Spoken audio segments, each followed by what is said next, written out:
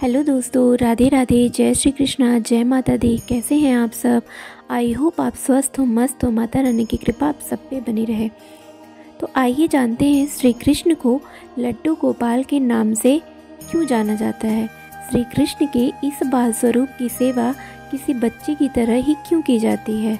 लड्डू गोपाल की प्रतिमा के एक हाथ में लड्डू है और उनका यह बाल स्वरूप बहुत ही सुंदर और अद्भुत लगता है।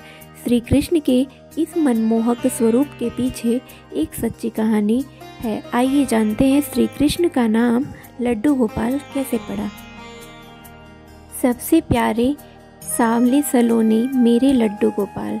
श्री कृष्ण का बाल स्वरूप यानी लड्डू गोपाल की प्यारी सूरत देखते ही भक्तों के मुख से यही बात निकलती है।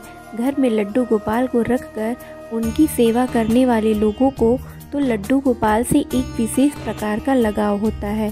तो दोस्तों, आप भी अगर घर में लड्डू गोपाल को रखकर उनकी सेवा करते हैं तो आपको यह बात ज़रूर पता होनी चाहिए कि भगवान श्री कृष्ण के बाल स्वरूप का नाम लड्डू गोपाल कैसे पड़ा। आखिर लड्डू गोपाल की प्रतिमा हाथ में लड्डू थामे हुए क्यों होती है। आइए जानते हैं श्री कृष्ण के बाल स्वरूप का नाम लड्डू गोपाल पड़ने की क्या कहानी है। श्री कृष्ण ने अपने भक्तों का भोलापन देखकर धारण किया था यह स्वरूप। श्री कृष्ण के बाल स्वरूप लड्डू गोपाल से एक कहानी जुड़ी हुई है। एक पौराणिक कहानी है कि ब्रज की भूमि पर श्री कृष्ण के परम भक्त कुंभन दास रहते थे। कुंभन दास हमेशा श्री ठाकुर जी की भक्ति में ही लीन रहते थे। कुंभन दास का एक बेटा भी था, रघुनंदन। रघुनंदन बहुत ही सरल और भोला था। एक दिन कुंभन दास को एक नगर में प्रभु श्री कृष्ण का कीर्तन करने को बुलाया गया। कुंभन दास पहले तो अपनी श्री कृष्ण की भक्ति को छोड़कर नहीं जाना चाहते थे, लेकिन फिर लोगों के समझाने बुझाने पर कुंभन दास मान गए और कीर्तन करने के लिए चले गए। जाते जाते कुंभन दास ने अपने बेटे रघुनंदन को जिम्मेदारी सौंपी कि वे रोजाना श्री कृष्ण को भोग लगाने के बाद ही भोजन करें। कुंभन दास के चले जाने के बाद रघुनंदन ने खाने से भरी थाली श्री कृष्ण की मूर्ति के सामने रख दी। रघुनंदन इतना भोला था कि उसे लगा कि श्री कृष्ण स्वयं अपने हाथों से खाना खाएंगे, लेकिन थाली यूं ही भरी रखी रही। यह देखकर रघुनंदन रोने लगा और रो रो कर श्री कृष्ण से खाना खाने की प्रार्थना करने लगा। यह देखकर श्री कृष्ण ने बाल स्वरूप धारण करके थाली का भोजन खत्म कर दिया। इसके बाद जब कुंभन दास घर वापस लौटा तो उन्होंने अपने बेटे से भोग लगाया हुआ प्रसाद मांगा, लेकिन रघुनंदन ने बड़े ही भोलेपन से कहा कि ठाकुर जी ने तो सारा भोजन खा लिया।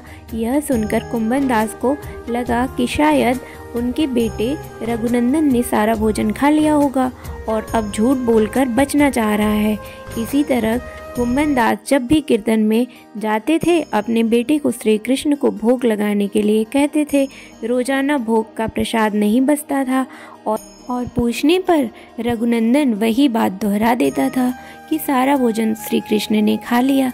इसके बाद एक दिन कुंभन दास ने लड्डू बनाकर भोग की थाली में रखी और बेटे रघुनंदन को भोग लगाने के लिए कहा।